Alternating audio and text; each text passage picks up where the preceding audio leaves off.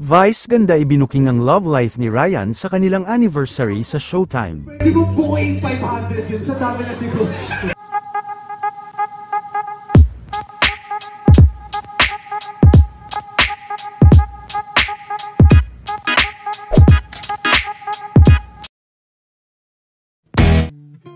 Bilang pagdiriwang sa ika-16th anniversary ng Showtime, ay muli nga na nagbalik bilang guest sa Showtime ngayong araw si Mr. Billy Crawford, bukas naman ay ipagdiriwang ang ika-7th year anniversary nila Vice Ganda at Ayon Perez.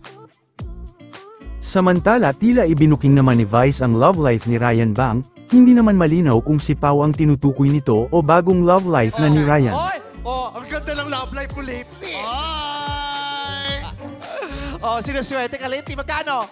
Dali, wala tayo oras. 10,000! 10,000! Dito tayo sa...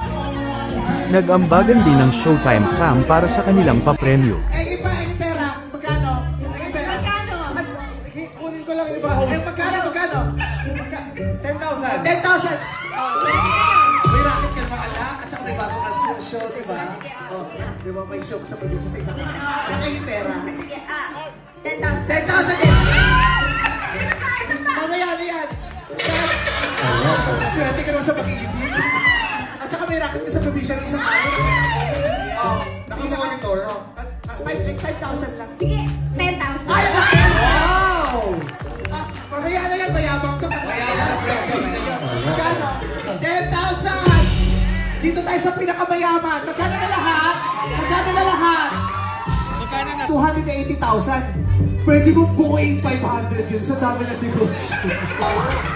Grabe ka. Nagtsatsa ako doon eh. Ha? Matiwasay ako nagtsatsa. Ang ganda ng damit mo. Tignan mo naman yung... I want you. 280 na to. Magkano? 180. Magkano gusto nyo? 20. O, nagkaga mo na ng 50. Sige na. 50!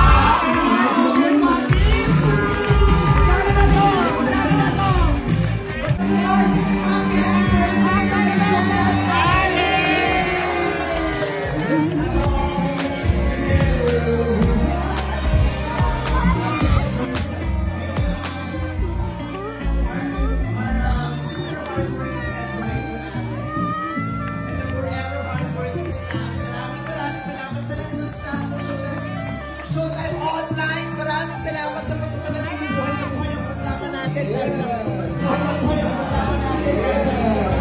Congratulations! Ako,